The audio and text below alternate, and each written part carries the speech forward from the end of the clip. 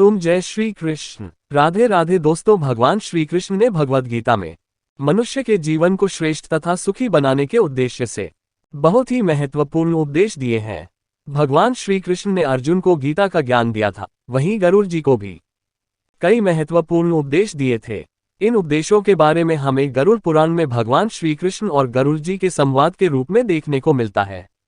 भगवान श्री कृष्ण ने 3 ऐसे कार्यों के बारे में बताया है।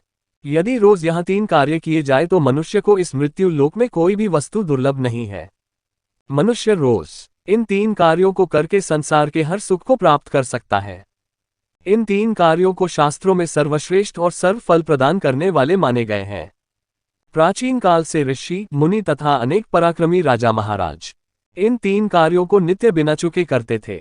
जो भी इन 3 कार्यों के बारे में जानता है और रोज बिना चुके ये 3 काम करता है, उसके लिए संसार में कुछ भी असाध्य नहीं है। वह हर वस्तु प्राप्त कर सकता है जिसकी वह कामना करता है। उसके लिए संसार की कोई भी वस्तु दुर्लभ नहीं है। बहुत बड़े से बड़ा लक्ष्य भी प्राप्त कर सकता है, चाहे विद्यार्थी हो, स्त्री हो अथवा पुरुष हो। हर मनुष्य को ये 3 कार्य रोज जरूर करना चाहिए। ये कार्य भले ही साधारण से है, लेकिन इनका प्रभाव अत्यंत चमत्कारी और लाभ प्रदान करने वाला है।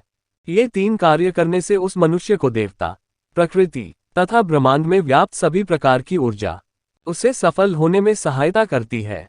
जो मनुष्य प्रतिदिन यह 3 कार्य करता है तो उसे सैकड़ों यज्ञ के समान फल प्राप्त होता है। सैकड़ों वर्षों के तप के समान उसे फल प्राप्त होता है। रोज सुबह जागने पर मनुष्य अपना समय व्यर्थ कम बाता आता है। खुद के कल्याण के लिए जो कार्य करने चाहिए वह नहीं करता। इसी कारण से उसे दुख और असफलता का सामना करना पड़ता है। देर तक सोते रहना मनुष्य की सेहत के लिए खराब तो रहता ही है, साथ ही यह उसके जीवन में दुर्भाग्य भी लेकर आता है। शास्त्रों के अनुसार मनुष्य को सूर्योदय से पहले ही जागना चाहिए। सूर्योदय के बाद जागने पर मनुष्य को दुख, दरिद्रता का सामना करना पड़ता है। जो मनुष्य सूर्योदय से पहले उठ जाता है उसका जीवन सकारात्मक ऊर्जा से भरा रहता है। उसके अंदर एक प्रकार की अलौकिक ऊर्जा में वृद्धि होने लगती है और वह हर कार्य में सफलता प्राप्त करने लगता है। शास्त्र कहते हैं कि मनुष्य को जल्दी सोना चाहिए और प्रातः जल्दी उठना चाहिए। भगवान श्री कृष्ण ने जागने के लिए सर्वोत्तम समय ब्रह्म मुहूर्त को ही बताया है। सुबह के 3-5 बजे का समय ब्रह्म मुहूर्त होता है। इस समय पर जागने वाले मनुष्य की कभी दुर्गति नहीं होती है। उसे सदैव ही कार्यों में सफलता मिलती है और वह उन्नति करता है। चलो जान लेते हैं उन 3 कार्यों के बारे में जो प्रत्येक मनुष्य को करने चाहिए। सबसे पहला कार्य है सूर्य को अर्घ्य देना। भगवान श्री कृष्ण कहते हैं, नित्य सूर्य को अर्घ्य देने वाले मनुष्य को कभी पराजय का सामना नहीं करना पड़ता है। जो नित्य सुबह सूर्योदय से पहले जाकर स्नान करके स्वच्छ वस्त्र धारण करके सूर्य देवता को अर्घ्य देता है, उसके लिए संसार में कोई भी वस्तु दुर्लभ नहीं है। वह हर प्रकार के सुख को प्राप्त करता है। उसे जीवन में कभी धन की हानि और दरिद्रता का सामना नहीं करना पड़ता। रोज सूर्य को अर्घ्य देने से मनुष्य का और मन दोनों शुद्ध और पवित्र होते हैं। जैसे मनुष्य को कभी रोग नहीं लगते और उसके जीवन में कभी शोक नहीं आता है। वह सदैव प्रसन्न और ऊर्जावान रहता है। इसीलिए प्रत्येक मनुष्य को रोज सुबह उठकर स्नान करने के बाद तांबे के पात्र में जल भरकर सूर्यदेव को अर्घ्य देना चाहिए। जिस घर की महिलाएं रोज सूर्य को अर्घ्य देती है उसके घर में कभी दुख, दरिद्रता का वास नहीं होता है। उसके घर में कभी अकाल मृत्यु नहीं होती है और घर पर कभी बड़ा संकट नहीं आता है। अगर आप सूर्य को जल देते समय जल में अक्षत, लाल फूल तथा लाल चंदन डालते हैं तो सूर्यदेव अत्यंत प्रसन्न होते हैं और मनोकामना को पूर्ण करते हैं। दूसरा कार्य है तुलसी की पूजा करना।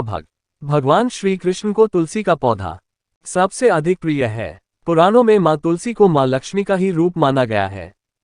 श्री कृष्ण कहते हैं, जिस स्थान पर तुलसी का वास होता है उस स्थान पर पवित्रता और सकारात्मकता का वातावरण होता है। जो स्त्री तुलसी की पूजा करती है वह कभी पथभ्रष्ट नहीं होती है।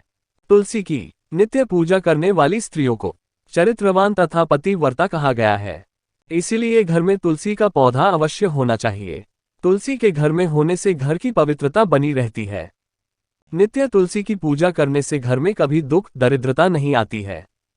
प्रत्येक मनुष्य को नित्य तुलसी में जल चढ़ाना चाहिए।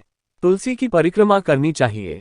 तुलसी को जल देने मात्र से मनुष्य के सभी पापों का नाश होता है और उसे मोक्ष की प्राप्ति होती है। केवल तुलसी के पत्र खा लेने से मनुष्य स्वस्थ रहता है और वह कभी भयंकर रोगों का शिकार नहीं होता है। रोज शाम के समय तुलसी के पास दीपक जलाने से घर में नकारात्मक शक्तियां प्रवेश नहीं करती है और वातावरण सकारात्मक बना रहता है। रोज शाम के समय कुछ समय के लिए तुलसी के पौधे के पास बैठना चाहिए। इससे तन और मन दोनों शुद्ध होते हैं और जीवन में कभी दुख नहीं आता है। इसीलिए रोज शाम के समय तुलसी के पास दीपक जलाकर संपूर्ण परिवार के साथ कुछ समय के लिए बैठना चाहिए और ईश्वर का ध्यान करना चाहिए। इससे संसार के सभी सुख उस परिवार को प्राप्त होते। तीसरा कार्य है गाय की सेवा करना। भगवान श्री कृष्ण कहते हैं, यदि मनुष्य गाय की सेवा करता है तो उसके जीवन में कभी दुख नहीं आते हैं।